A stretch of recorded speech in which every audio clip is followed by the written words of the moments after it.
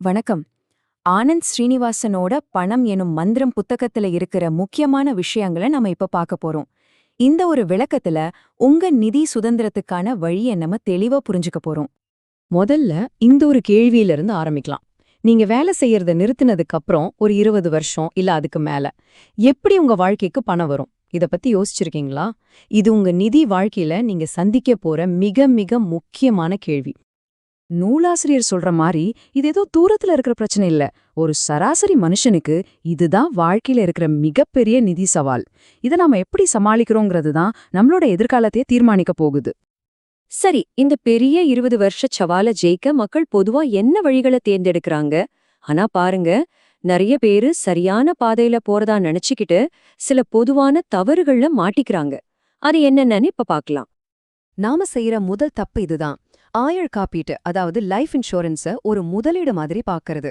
ஆனா ஆசிரியர் ரொம்ப தெளிவா சொல்றாரு, அது உங்க பணத்தை வளர்க்குற முதலீடு கிடையவே கிடையாது. அது வெறும் ஒரு பாதுகாப்பு வலைதான். அவ்வளவுதான். ரெண்டுக்கும் பெரிய வித்தியாசம் இருக்கு. அடுத்து நாம மாட்டிக்கிற இன்னொரு பெரிய பொறி, எங்கேயோ ஊருக்கு ஒதுக்குப்புறமா ஒரு நிலத்தை வாங்கி போடுறது. ஆசிரியர் இதை எது கூட ஒப்பிடுறார் தெரியுமா? ஒரு லாட்டரி சீட்டு வாங்குறதுக்கு சமம்னு சொல்றாரு. ஏன்னா பாக்குறதுக்கு நல்ல முதலீடு மாதிரி தெரிஞ்சாலும் ஒரு அவசரத்துக்கு பணம் தேவைப்பட்டா அந்த நிலத்தை உடனே விற்க முடியாது. உங்க பணம் அங்கேயே முடங்கிடும். சரி, அப்போ இந்த மாதிரி தவறான வழிகளை விட்டுட்டு உண்மையிலேயே செல்வத்தை உருவாக்க என்னதான் கருவிகள் இருக்கு? வாங்க அடிப்படையில இருந்து ஆரம்பிக்கலாம்.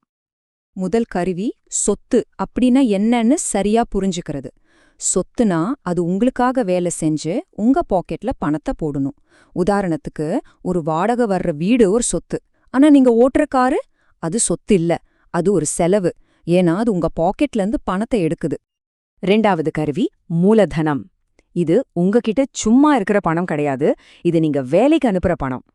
ஒரு விதைய நிலத்துல போட்டா எப்படி அது வளர்ந்து வரமாகுதோ அதே மாதிரி மூலதனத்தை சரியான இடத்துல முதலீடு செஞ்சா மட்டும்தான் அது வளர்ந்து உங்களுக்கு பெரிய பலனை கொடுக்கும். கடைசியா கடன். இது ஒரு 2 பக்கமும் கூர்மையுள்ள கத்தி மாதிரி. இதை வச்சு பழத்தையும் வெட்டலாம், நம்மளையும் காயப்படுத்திக்கலாம். சொத்துக்களை வாங்குறதுக்கு கடன் வாங்குறது புத்திசாலித்தனம். ஆனா தேவையில்லாத பொருட்களை வாங்குறதுக்கு கடன் வாங்குறது நமக்கே நாம குழி பறிச்சுக்கிற மாதிரி தான். இப்போ நம்ம கிட்ட கருவிகள் இருக்கு. இந்த கருவிகளை வச்சு நம்ம செல்வ பயணத்தை ஒரு ராக்கெட் வேகத்துல கொண்டு போக போற ஒரு பிரம்மாண்டமான இன்ஜினை பத்தி தான் ஆசிரியர் அடுத்து சொல்றாரு. அது வேற எதுவும் இல்ல, ஆல்பர்ட் ஐன்ஸ்டீனே உலகின் 8வது அதிசயம்னு சொன்னாரே, அந்த கூட்டு வட்டி தான். இத சரியா புரிஞ்சுக்கிட்டவங்க சம்பாதிப்பாங்க, புரியாதவங்க அதுக்கு வட்டி கட்டுவாங்க. இதோட சக்திய புரிஞ்சுக்க அந்த பழைய ராஜா சதுரங்க பலகை கதைய ஞாபகப்படுத்தி பாருங்க. முதல் கட்டத்துல ஒரு அரிசி, 2வதுல 2, 3வதுல 4ன்னு ஒவ்வொரு கட்டத்திலயும் அரிசி இரட்டிப்பாகிட்டே போகும். அப்படி போய் 64வது கட்டத்துக்கு வரப்போ அந்த அரிசியோட எண்ணிக்கை என்ன தெரியுமா?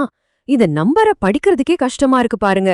இது உலகத்துல இருக்கிற மொத்த அரிசியை விட அதிகம். இதுதான் கூட்டு வட்டியோட மந்திரம். சரி, இந்த கூட்டு வட்டிங்கிற மந்திரம் நிஜ வாழ்க்கையில எங்க வேலை செய்யும்? ஆசிரியரோட கருத்துப்படி அதுக்கு சரியான இடம் பங்குச்சந்தை தான். நீண்ட காலத்துக்கு உங்க பணத்தை அங்க முதலீடு செய்யும்போது அது இரட்டிப்பாகி வளர்ந்துகிட்டே இருக்கிறதுக்கு பங்குச்சந்தை ஒரு அருமையான வாய்ப்பை கொடுக்குது. ஓகே, இப்போ நம்ம கிட்ட கருவிகளும் இருக்கு, அதை இயக்குற இன்ஜினும் இருக்கு. ஆனா இதெல்லாம் மட்டும் போதாது. கடைசியா ரொம்ப முக்கியமான ஒரு விஷயம் இருக்கு. அதுதான் நம்ம மனநிலைய, நம்ம உணர்ச்சிகளை கட்டுப்படுத்துறது. முதலீட்ல நம்மளோட பெரிய எதிரி சந்தையோ மத்தவங்களோ இல்ல, நம்மளோட உணர்ச்சிகள் தான்.